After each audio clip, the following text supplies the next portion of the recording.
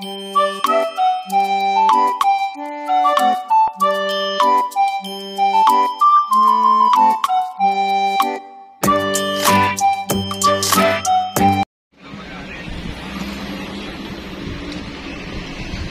gagawin tayo. Ace to. Ace, ang problema nito ay sounds. So gano'n, walang sounds. Pero may time na nagkaka-sounds pero magaspang yung sounds niya. Yan. Sa ngayon walang sounds.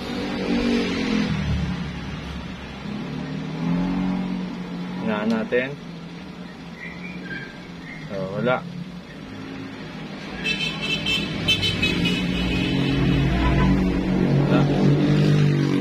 So sa unang bukas mo okay yung sounds niya.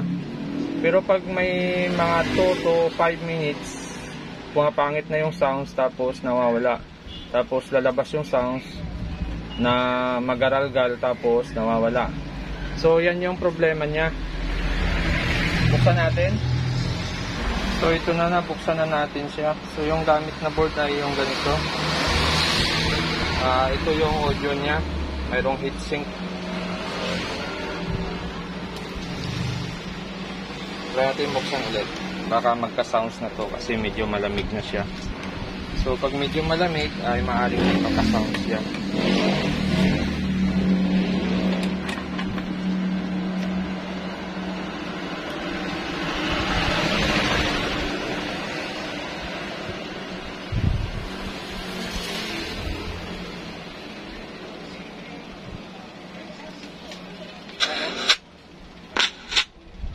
Ganyan yung sounds niya.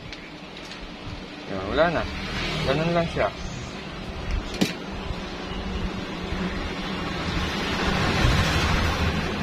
Gagawin natin ay try natin magpalit ng audio nito. Titingnan natin kung mag-okay. So yan yung IC ng audio niya. Yan, no. So try natin palitan yan. Titingnan natin kung mag-okay siya. So ito na, natanggal na natin yung ito na. Yan, natanggal na natin yung audio IC niya. So papalitan natin yan. So ito na. Yan, ito yung ipapalit natin. Galing lang din sa bunot. Tapos ito yung luma. Yan, ito yung dating sira. Tapos ito yung ipapalit natin. So try natin kung magno-normal yung sounds nito. So ito na, nakabitan na natin ng IC. Yan, no. So try natin kung magkaka-sounds ba o hindi. So yan. With organic iron and blood help strengthen the blood.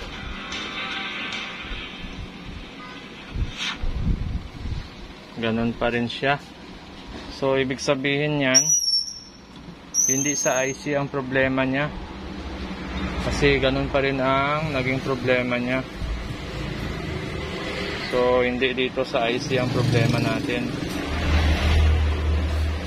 May ibang sira siya.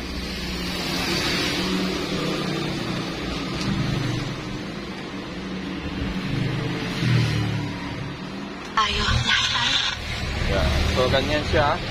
Kahit nagpalit na tayo ng IC, ganun pa rin ang problema niya. Ibig sabihin buo yung ating IC.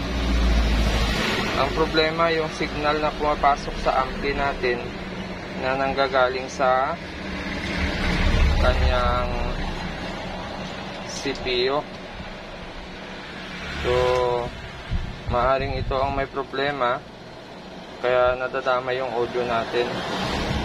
Okay, wali. So dahil ang problema niya medyo pag ganun kasi medyo mahirap na siya. So gagawin natin dito para sure tayo, papalitan na natin yung board.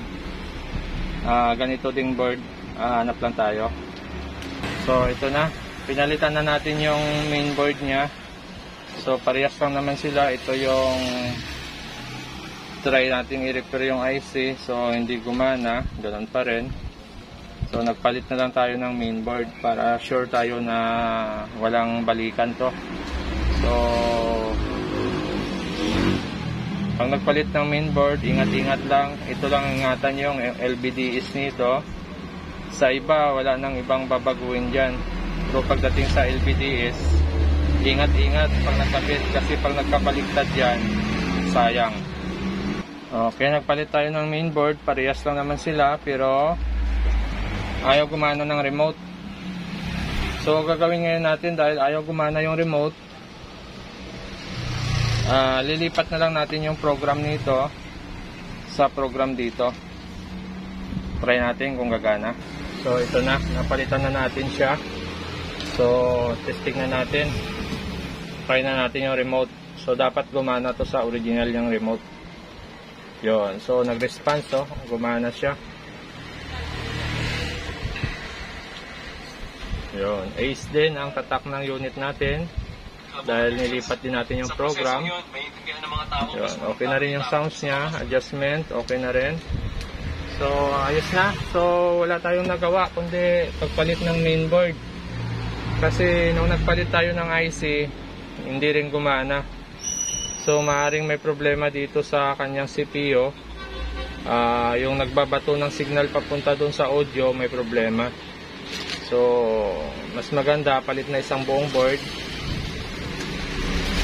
Wala na tayong magawa. So, ito. Okay na siya. So, kung bago lang kayo sa aking channel, huwag kalimutan mag-subscribe. At maraming salamat sa susunod ulit natin na video.